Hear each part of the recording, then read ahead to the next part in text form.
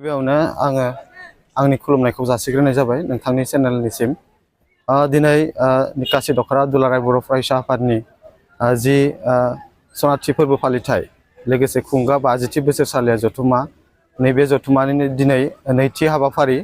बे नैथि हाबाफारियावनो जोंहा गिबि हाबाफारि बायदि दङमोन दुलाराय बर' फरायसा आफादनि गोथार फिरफिला बिरहोनाय हाबाफारि आरो बेजोंनो लोगोसे जोंहा नैथि हाबाफारियाव दंबावोमोन बड'फानि सावगारियाव बिबार बावनाय। लोगोसे जोंहा थामथि हाबाफारि दङमोन जोंहा मुंख्लंफोरनिसिम बिबार बावनाय। नैबे बिबार बावनाय हाबाफारियाबो जोंहा जानानै थांबाय आरो बेनि उनाव जोंहा लोगो लोगोनो मोनसे हाबाफारि दङ जोंहा जायफोर बिथांमोना 2024 मायथाइयाव HLC आरो HS आनजादाव सेथि थाखोआव उथ्रिसार जानो हाबाय।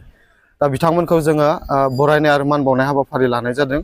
दा बेयो जोंहा बेवहाय गाहाय आलासि महरै जोंहा मुसलपुर फरायसालिमानि मानगोनां प्रिन्सिपाल डक्टर प्रियनाथ बसुमतारी बिथाङा बाहागो लाफैगोन आरो जोंनि बाक्सा जिल्ला दुलाराय बर' फरायसा आफादनिनो मानगोनां सोलोंथाइ नेहाथारि लोगो गाहाय नेहाथारि उपेन बर' बिथाङा बाहागो लाफैगोन होननानै जोङो मोनथिना मोन्दों।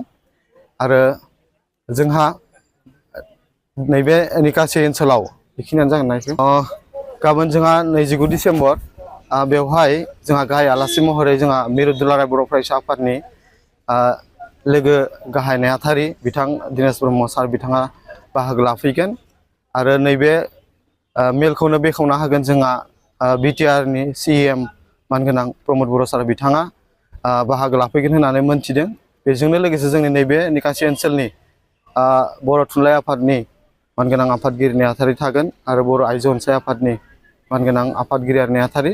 लोगोसे जोंहा बर' बिमा गौथुमनिफ्रायबो जोंहा हांख्रायनानै लेंहरनाय जादों आरो मेलेमजिबि बिथांमोन आरो समाज सिबियारि बिथांमोन लोगोसे जोंहा नैबे ओनसोलनि रायजो राजा बिथांमोन गासैखौबो लानानै जोङो नैबे निकासि दख'र दुलाराय बर' फरायसा आफादनि जि सनाथि मायथाइ फोरबो फालिथाय बेखौ जोङो लैहोर लैहोर जोङो गाजा गोमजायै जोङो बेखौ खुंनो थाखाय जोङो थियारि खालामनाय जादों।